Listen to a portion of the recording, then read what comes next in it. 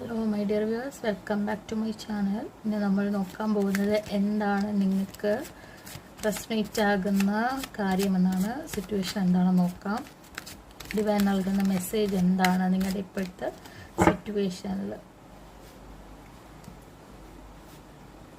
Thank you my Lord, thank you divine four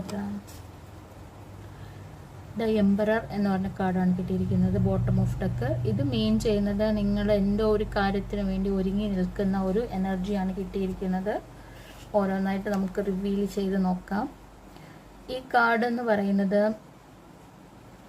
4 of wand ആണ്. അതായത് നിങ്ങളുടെ family പരമായിട്ട് എന്തോ ഒരു നല്ലൊരു എനർജിയിൽ ഹാപ്പി ആയിട്ട് നിൽക്കുന്ന ഒരു സിറ്റുവേഷനാണ് കിട്ടിയിരിക്കുന്നത്.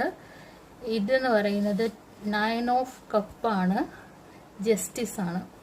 അപ്പോൾ ഇത് മെയിൻ ചെയ്യുന്നത് നിങ്ങളുടെ ഫാമിലി, നിങ്ങളുടെ വൈഫ് ആൻഡ് ഹസ്ബൻഡ് അല്ലെങ്കിൽ ലവർ, നിങ്ങൾ സ്നേഹിക്കുന്ന വ്യക്തിയുമായിട്ടുള്ള നിങ്ങളുടെ റീയൂണിയൻ, അല്ലെങ്കിൽ നിങ്ങൾ ആ വ്യക്തിയെ കാണുന്ന ആ ഒരു എനർജിയാണ് കിട്ടിയിരിക്കുന്നത്. ഇതെന്ന് പറയുന്നത് 9 ഓഫ് കപ്പാണ്. ഈ വ്യക്തി ഭയങ്കര ഹാപ്പിയാണ്. അയാൾക്ക് ഇപ്പോഴുള്ള ഇമോഷനിൽ അല്ലെങ്കിൽ ഇപ്പോഴുള്ള സ്നേഹത്തിൽ ഇപ്പോൾ എന്താണോ ആ വ്യക്തിക്കുള്ളത്, ആ വ്യക്തി എന്താണോ ഈ വ്യക്തി എന്താണോ അച്ചീവ് ചെയ്തിരിക്കുന്നത് അതിൽ അയാൾ ഹാപ്പിയാണ്.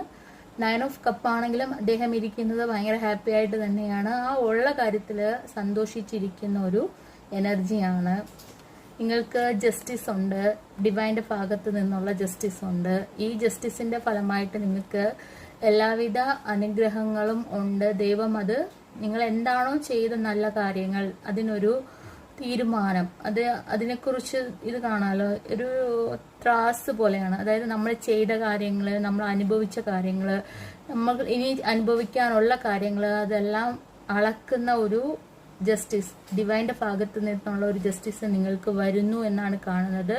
ഡിവൈൻ നിങ്ങളുടെ ജീവിതത്തിൽ ഇടപെടും, നിങ്ങൾക്ക് വേണ്ടി നല്ല കാര്യങ്ങൾ ഉണ്ടാക്കും. പക്ഷെ നിങ്ങൾ ഉറപ്പായിട്ടും ഒരു ആക്ഷൻ എടുക്കണം. അതിനുവേണ്ടി നിങ്ങളുടെ ജീവിതത്തിന്റെ മുന്നോട്ട് പോകാൻ വേണ്ടിയുള്ള ആക്ഷൻ നിങ്ങളുടെ ഭാഗത്ത് നിന്ന് നിങ്ങൾ എടുക്കുക തന്നെ വേണം എന്നാണ് കാണുന്നത്. അപ്പോൾ ഡിവൈൻ്റെ ബ്ലെസ്സിങ് ഉണ്ടാവട്ടെ, യൂണിവേഴ്സിന്റെ ബ്ലെസ്സിങ് ഉണ്ടാകട്ടെ എന്ന് ആശംസിക്കുന്നു. Thank you my viewers.